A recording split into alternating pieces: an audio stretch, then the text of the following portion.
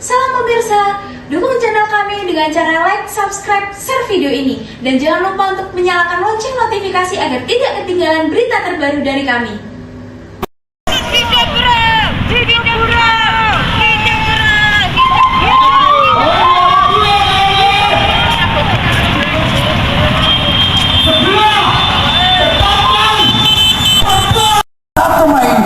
Ditetapkan sebagai hari libur nasional. Awak di orasi ya. Cek ditemoni apapun hasil yang Ratusan massa dari FSBI, Federasi Serikat Buruh Independen Nganjuk, mendatangi kantor Bupati Nganjuk untuk menyampaikan tuntutan kepada PJ Bupati Nganjuk dan Ketua DPRD Nganjuk. Mereka menyerukan agar peraturan daerah perlindungan buruh diimplementasikan dan untuk mengurangi praktik outsourcing yang merugikan buruh. sampai lanang-lanang bosok kalah kalau bapak ibu-ibu.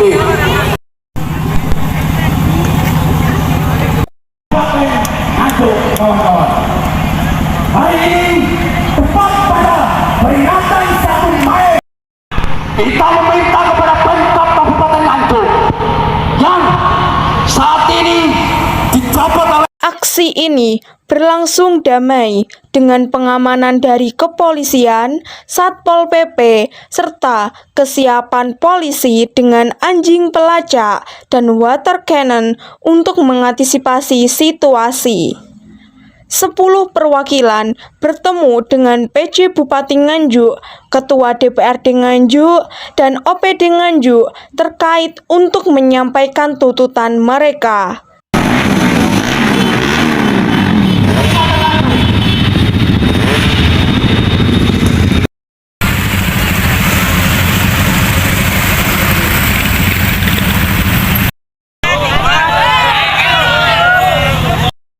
tiga langkah jalan. Dalam tuntutannya, Ahmad Soleh, koordinasi aksi, menekankan perlunya pemerintah daerah dan DPRD segera mengesahkan peraturan daerah perlindungan buruh. Asal nang pabrik melo PT atau melo outsourcing. Hari kita kepada Bupati Nganjuk. Saat ini PJ Bupati ini. Selain itu, ia juga meminta pembatasan praktik outsourcing karena beberapa perusahaan mengandalkan pekerja outsourcing dari luar daerah yang menyebabkan kurangnya peluang bagi pekerja lokal Nganjuk.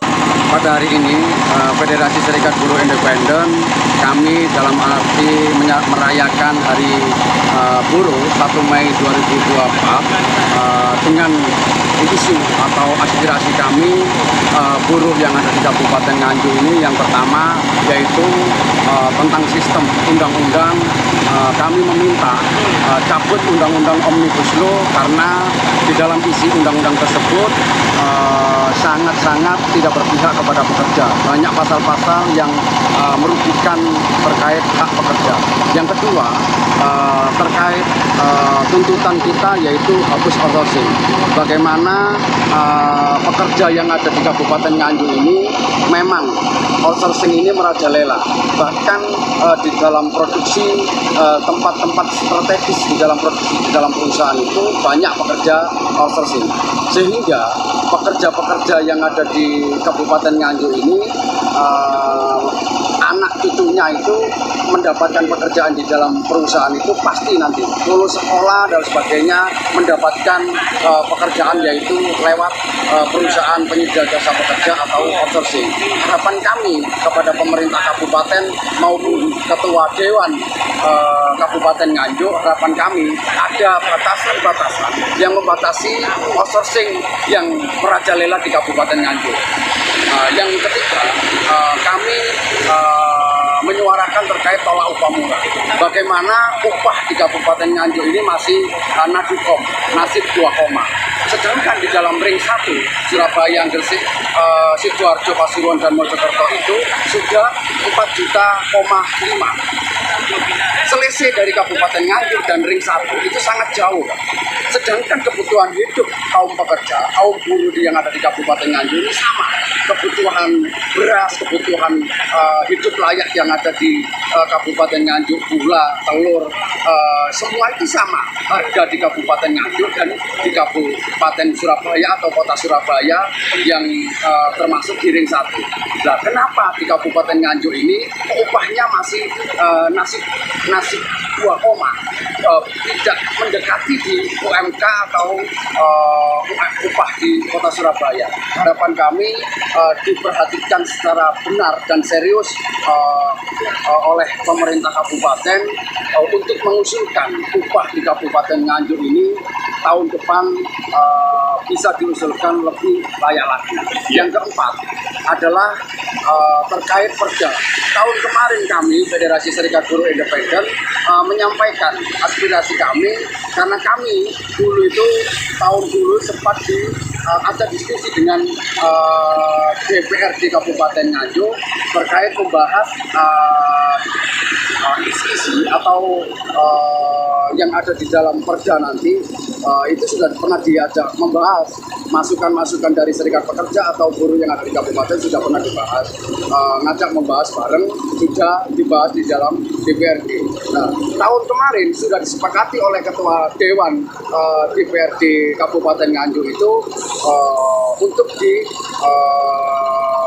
tindak lanjuti terkait perda tentang perlindungan buruh yang ada di Kabupaten Nganjuk.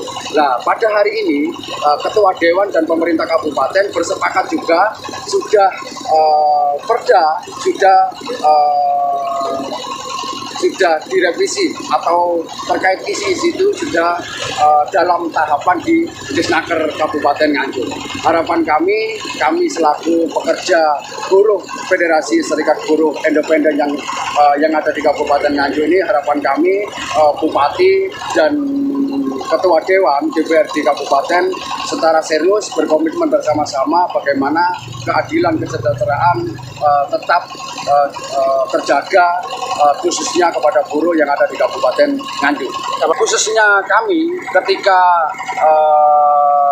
apa-apa hasil yang sudah disepakati hari ini terkait perda, outsourcing dan sebagainya, diskusi di dalam tadi Pak Bupati juga berkomitmen dan juga Pak Ketua Dewan juga berkomitmen bagaimana membatasi outsourcing yang diatur secara serius, mungkin ada dimasukkan untuk membuat payung hukum lebih kuat lagi untuk membatasi outsourcing dan juga persoalan-persoalan yang ada terkait tuntutan kami apabila terkait komitmen kami tidak dijalankan atau komitmen ini diingkari oleh pemerintah atau Ketua Dewan, kami akan tagih dengan melakukan unjuk rasa yang nanti akan mungkin lebih besar lagi. Kami akan melakukan diskusi dengan kawan-kawan SPSI untuk menagih janji apa yang harus dilaksanakan oleh pemerintah dan Dewan Perwakilan Rakyat.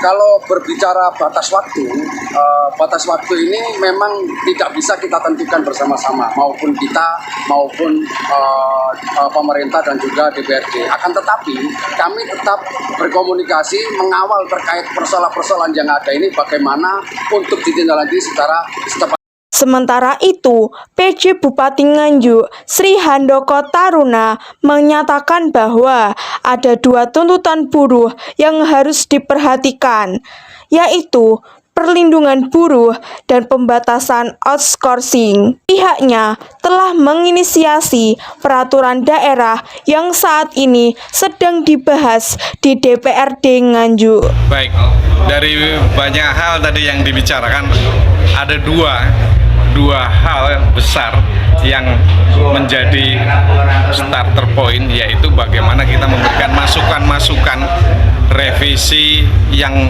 konstruktif, revisi tentang bagaimana kebaikan posisi tenaga kerja kita, termasuk di Kabupaten Nganjuk. Itu yang pertama. Yang kedua, tentang pemerintah daerah membuat sebuah aturan melalui perda yang juga tujuannya untuk bagaimana mengatur atau membuat tenaga kerja kita menjadi lebih baik lagi. Dari dua hal yang disampaikan itu adalah untuk kemaslahatan masyarakat Nganjuk, kemaslahatan tenaga kerja Kabupaten Nganjuk, dan kita adalah warga Nganjuk, dari Nganjuk, oleh Nganjuk, dan untuk Nganjuk. Oleh karenanya kenapa tidak kita lakukan? Itu pasti pemerintah daerah dan tadi juga dengan Pak Ketua DPRD Kabupaten Nganjuk sepakat kita untuk hal yang positif, kenapa tidak kita dukung. Termasuk perdanya sudah berproses di Snaker, bahkan ini terus kita lakukan untuk melakukan komunikasi seperti yang kami sampaikan 4K: komunikasi, koordinasi, kolaborasi, yang terakhir komitmen. Dan ini menjadi komitmen kita bersama untuk segera ini perda kita menjadi sebuah aturan yang final yang bisa mengatur untuk tenaga kerja. Selamat untuk May Day hari ini, kiranya menjadi momentum kebaikan tenaga kerja di Kabupaten Nganjuk. Tidak ada kesulitan membuat sebuah peraturan daerah, pasti ada tahapan-tahapannya. Tadi yang juga disampaikan oleh Pak Ketua, bahkan ada pansus, ada masuk sampai ke prolegda tadi, ini semuanya berproses dan itu membutuhkan waktu. Dan pemerintah daerah juga tidak tinggal diam, semua juga berproses. Intinya waktu itu karena memang ada aturan. Kami melihatnya bukan yang masuk asosiasi atau yang tidak dalam asosiasi. Kami melihatnya adalah sebagai warga negara Indonesia, warga negara Kabupaten Nganjuk, di mana pemerintah atau pemerintah daerah Kabupaten Nganjuk harus hadir menciptakan kenyamanan yang tujuan akhirnya adalah untuk kesejahteraan bersama. Koordinator aksi akan terus berkomunikasi dengan pemerintah daerah dan DPRD untuk mengawasi proses perumusan peraturan daerah. Mereka juga menyampaikan ancaman untuk menggelar aksi yang lebih besar jika peraturan daerah tidak segera disahkan. Dari Nganjuk, Salsa melaporkan.